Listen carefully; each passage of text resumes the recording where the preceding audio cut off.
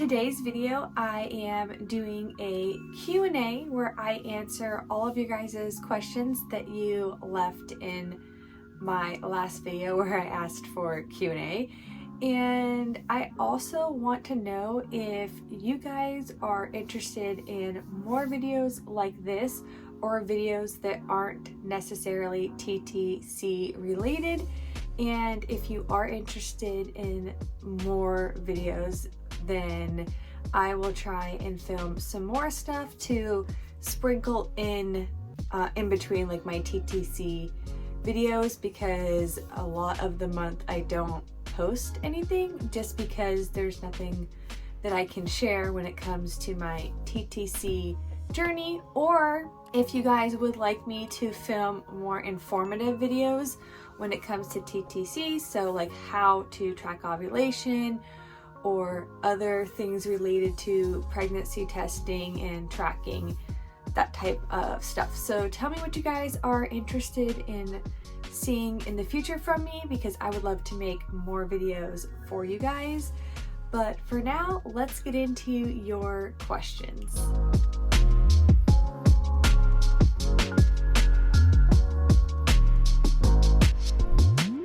The first question I have is, what is your one tip you would recommend for a couple just starting to try and conceive?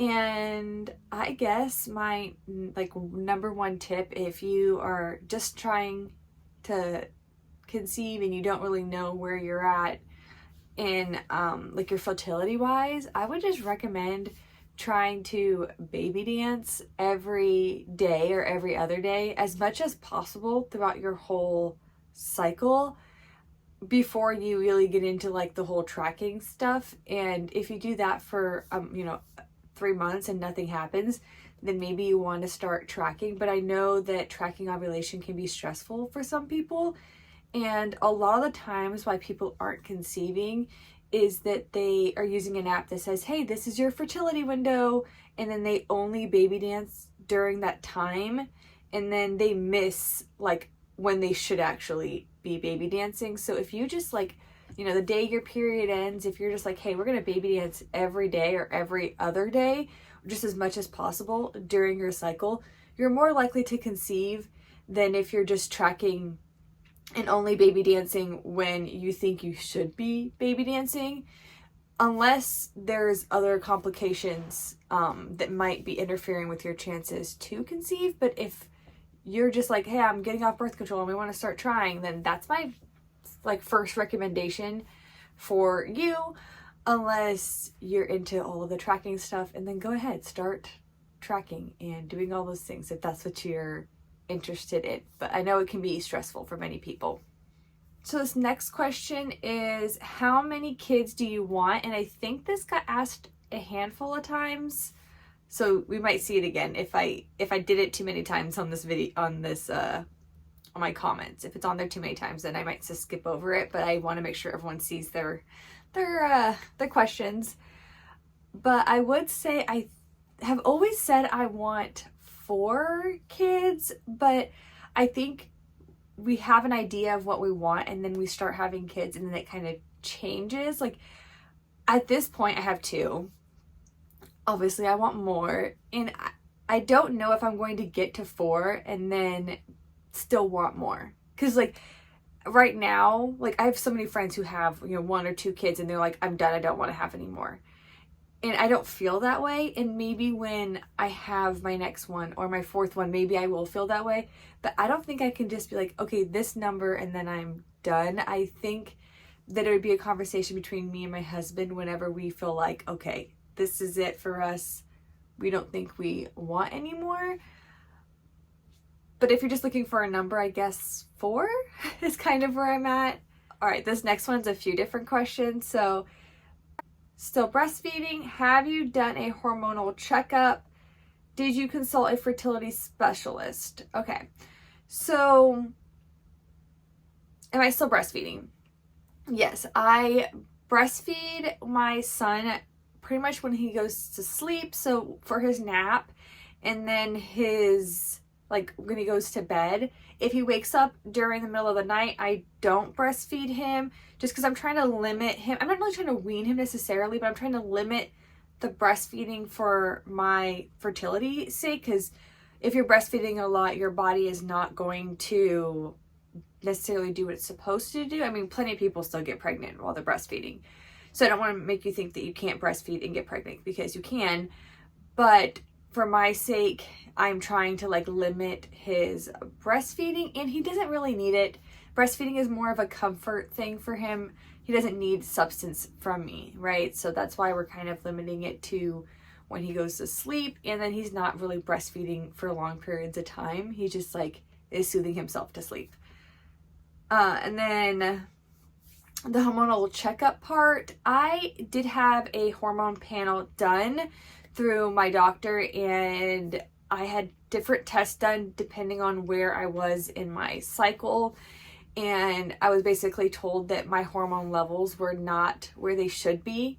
They did not progress through my cycle appropriately. Now, I didn't go through like an actual fertility clinic. I went through an OB who did like fertility tests on me, and if I went through an actual fertility clinic, not just a doctor who was willing to do fertility testing, it would have been more expensive to go through a fertility clinic. Mind you, I probably would have gotten better information if I went through a fertility clinic, but I made a decision with the OB that I was working with that we would do 3 months of Clomid based on the hormonal levels that she like saw for me. She was like, hey, like you're not ovulating on your own based on the information that I shared. And then my hormone levels, I did not have like proper levels. My progesterone was like super low too. Every single month that we checked to see if I was ovulating, my progesterone never went up.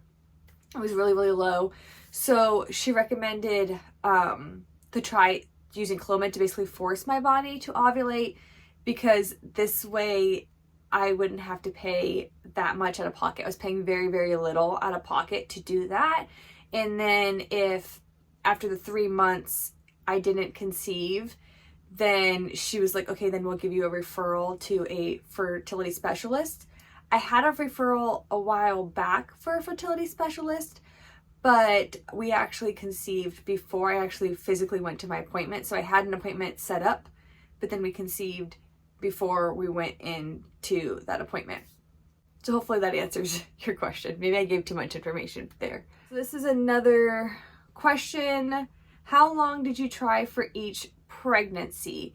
So with my oldest, it was just under 2 years that we tried. I can't remember the exact, maybe 18 or 19 months. I know it's in another video, so if you want to look back, you probably could find the exact time frame, but we started trying beginning of 2018, and then I think we conceived November, December of 2019, something like that. So I don't remember the exact months, but I believe it was just under 2 years of actively trying. So we had been like trying before, but not like actively trying, but 2 years of actively trying. And then with our pregnancy that we lost, I had not been on birth control since so I've never been on birth control since before we tried with our first, and we've never prevented pregnancy. So it depends on what you mean by like try. So with my second pregnancy, the one that we lost, my oldest was probably 15 months, I think, when we got pregnant with our second, because I think we got pregnant around the same time frame as his, like that November, December time frame, because I think I would have been due again in August with the baby that we lost. So I don't remember when we really started like actively trying. I think it was pretty close to like his first birthday. I think we started trying a little bit before his first birthday, like actively trying again. Obviously we weren't protecting, so we would have been fine if I would have got pregnant, but we didn't really think I was just going to accidentally get pregnant. So if I'm just going to guess, I want to say it was probably 8 months of actively trying. Let's say 6 to 8 months of actively trying. So I got pregnant the second time a lot faster, which made me hopeful that like we were good. But then I lost that pregnancy, and then that's how I found out about me having like poor egg quality and my hormones not being good either. And then my doctor wanted me to wait a little bit to try and conceive because I had to have a D&C from the miscarriage I had. And then we were still, baby dancing. We weren't like actively trying because we knew we were going to do Clomid. And then on my third round of Clomid, I conceived our youngest. I feel like that was a lot. That was a lot. So with our youngest, we got pregnant obviously a lot faster because I was doing monitored Clomid cycles. All right, this next question is, if you were to get pregnant with a girl, would you be done having kids? And I don't think so. Like I said before, I think I'm like, I want to keep going until I feel like, okay, like I'm done. Like maybe whenever I get that feeling, I kind of think 4 is probably a lot of kids. So maybe that would be done at 4. But I also think if I have 4 kids and they're all boys, I might be inclined to try for a 5th just to hope that it's a girl. But I want a girl, obviously. I would love to have the experience of having boys and having girls. And there is a lot of boys in my family. Like there's a lot of grandchildren that are boys. My mom has a lot of grandbabies, and there are a lot of boys. So I think that I would keep trying for a girl, but I don't think a girl would necessarily make me stop trying. Okay, so this is a similar question that I've kind of already answered, but did you conceive your first naturally? Yes. So I was taking different supplements to try to like fix my hormone levels, but my cycles were still super, super irregular. When I conceived my first, I was having very, very irregular cycles. So I think I want to say got lucky, but basically at some point we just decided we would baby dance every day or every other day, like as much as possible forever, because I needed to go 3 months before I'd have a period. And that is how we conceived with me having irregular cycles. It did take almost 2 years, but it was a natural conception, no fertility medications at all. So this next question is, have you ever considered adoption? And adoption has a lot of moving pieces. Many of you may or may not know if you've followed my channel for a while, but my husband's 2 younger sisters are actually adopted, and spending time with them and my mother-in-law, I really learned a lot when it comes to adoption and how it can work, not just from like the physical, like trying to adopt a child, but also the part of bringing in adopted children into a home. And I wouldn't say it's completely a no for us. I just think it's something that we would really, really have to work through what our expectations are as a family before we would consider adopting, because of my husband's experience and my experience from, becoming part of their family. Me and my husband have been together for a long time now.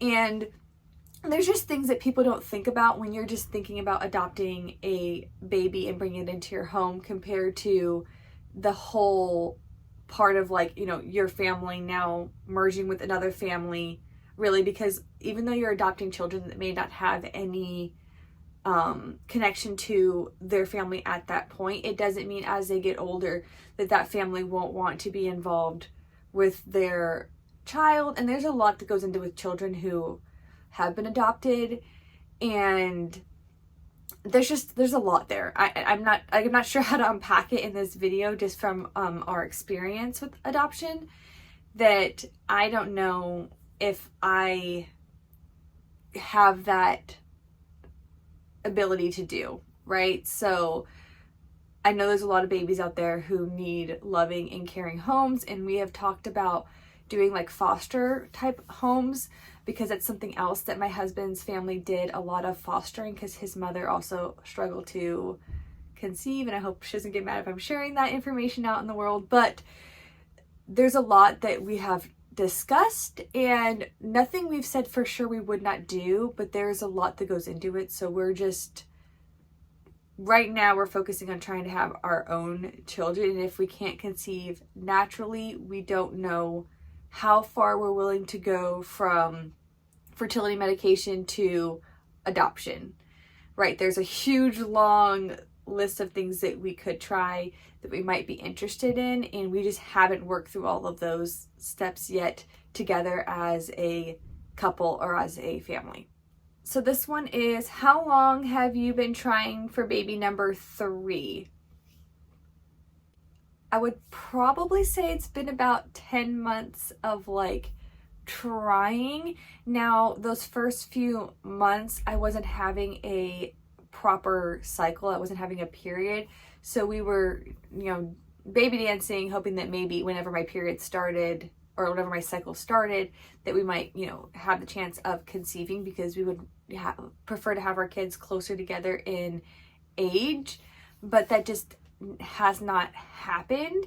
So a few months after that, I really started tracking my cycle and trying to take supplements to improve my fertility, but I still recommend the whole baby dancing a lot, because that's your best chance of trying to conceive.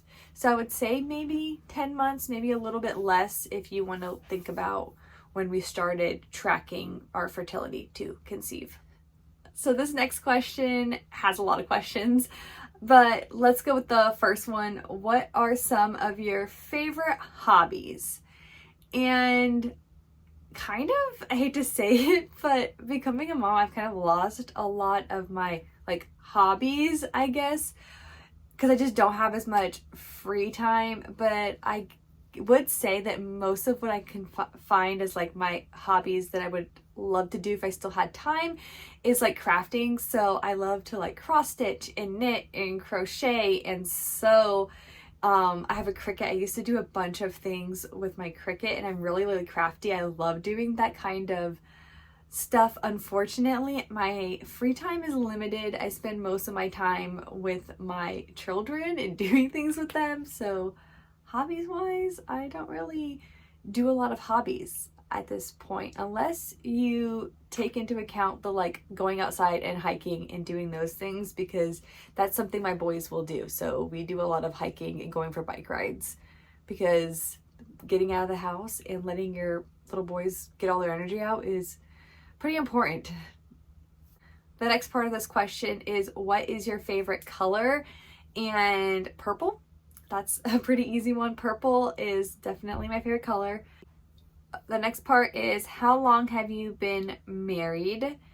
And 7 years. We've been married 7 years. What is one thing you like about being a mom?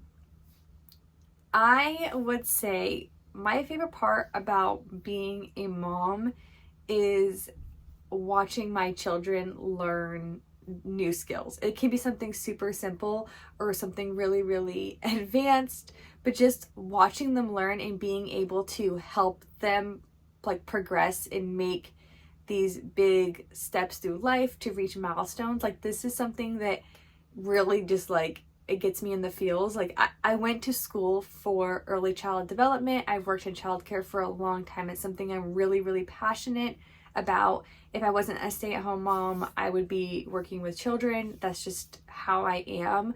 So being able to be home with my kids and watch them grow and learn is just like, I could spend all day just spending time with them and watching them. Like, the way that kids learn new skills and the way that they get excited when they can do something that they couldn't do before, it's just like, it's so beautiful to watch. And yeah, that's just I'm one of those moms who just like follows my kid around. I was like, oh my god, did you see what they just did?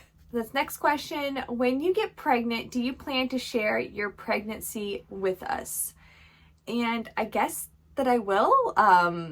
Maybe I'll do like, like major milestone updates. I'm not really sure what you guys would want to see, so depending on your interests and what you guys might want to see throughout my pregnancy, I will share it with you guys.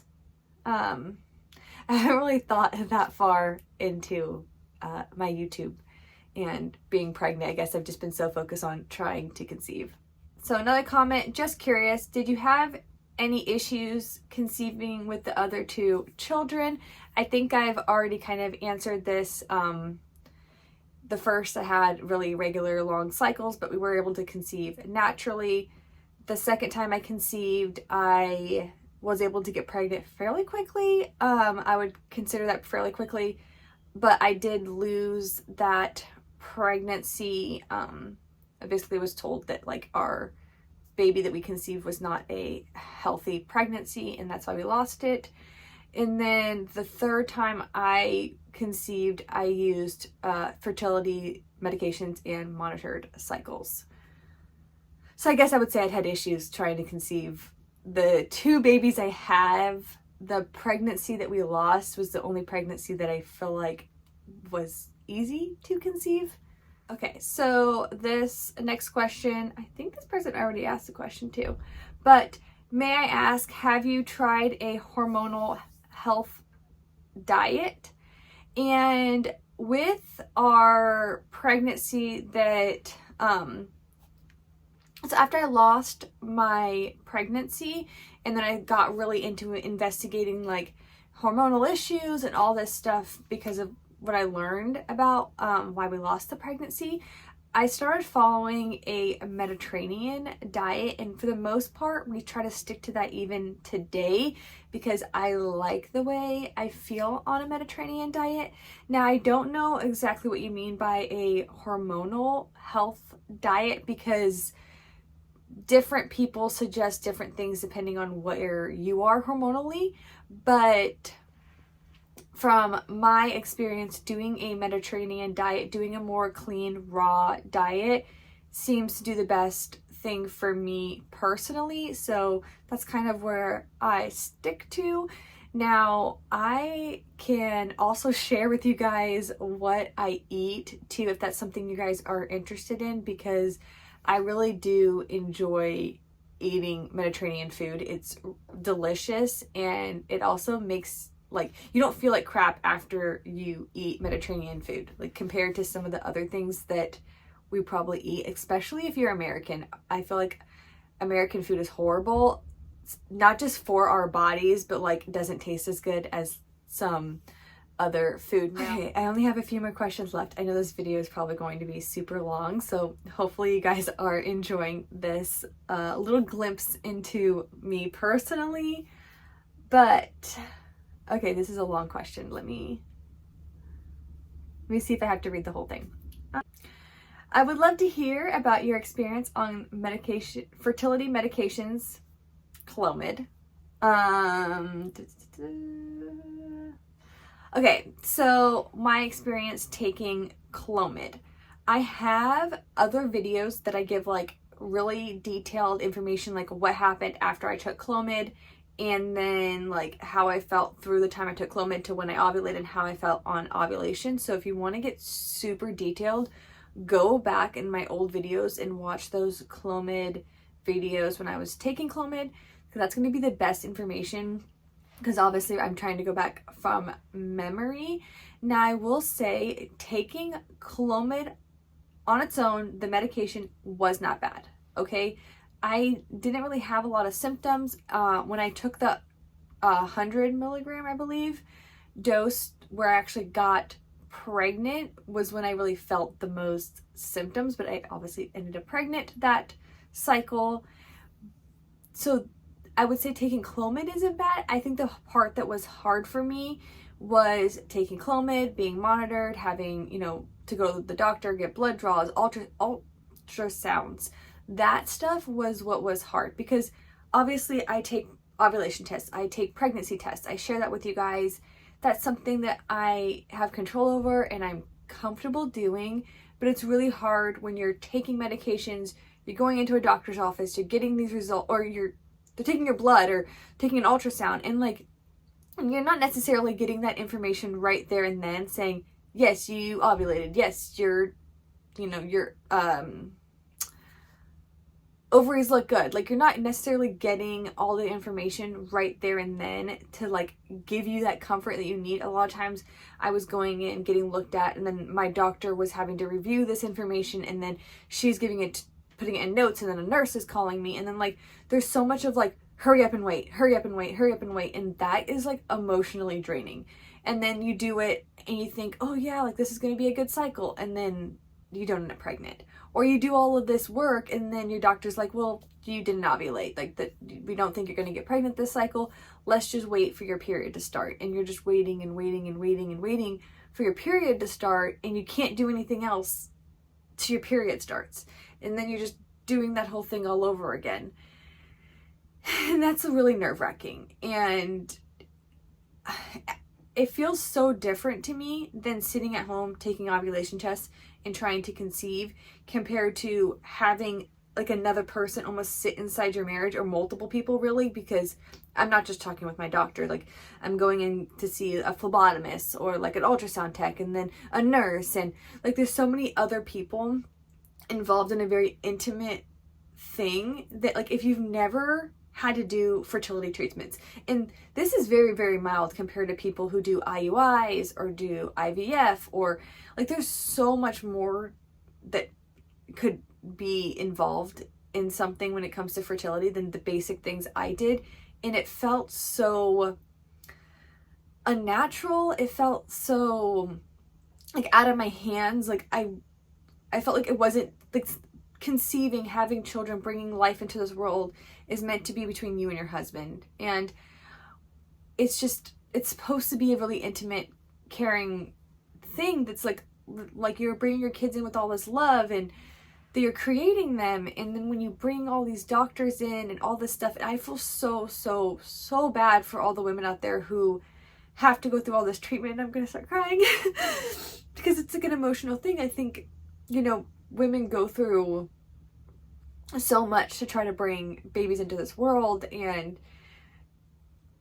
I know why we do it, and I know why women are willing to put up with this, and men are willing to go through all these things to get that baby that they want and that they have prayed for and they will care for.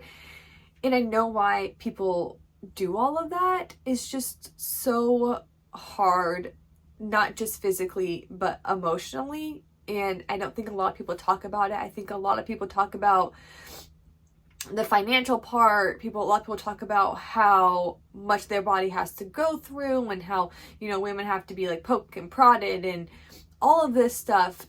But like, I don't think people talk about the emotional toll it puts on a person in a marriage when you're not just doing it the way that, God intended it to be done, when you have to have other people who don't care about you and love you the way your family does. As much as I'm sure they want you to conceive, and I'm sure that they really are doing it for the right reasons, like fertility doctors, OBs, like they are doing it because they're doing it for the right reasons, and I'm not trying to take that away from them, but no one is going to care or love your baby or want to conceive your baby as much as you and your spouse. And that part's hard. And I don't think that's just Clomid. I think that is with any type of fertility treatment. But if you're just talking about Clomid as a whole, like, the pill did not negatively affect me, but I also did not have normal cycles beforehand. So if you have like healthy cycles and then you're taking Clomid, it might be like super extra for you. Sorry, I got emotional there, but how many kids are you hoping for? So I guess I've kind of already answered this. I would say 4. I'm going to go with 4, but who knows, right? Who knows when I'll stop? Probably when I can't have it anymore, let's be honest.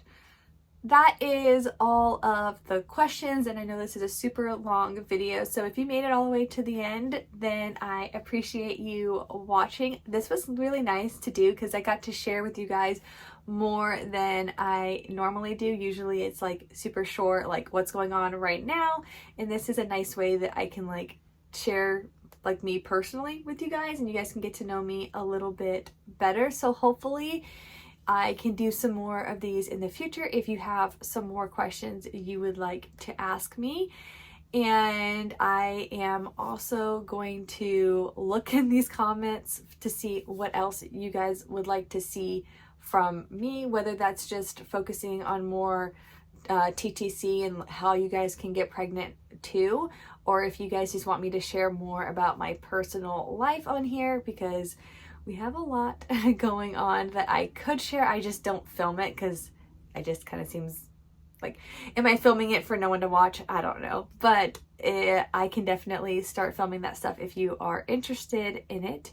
But until next time, I will see you guys in my next video.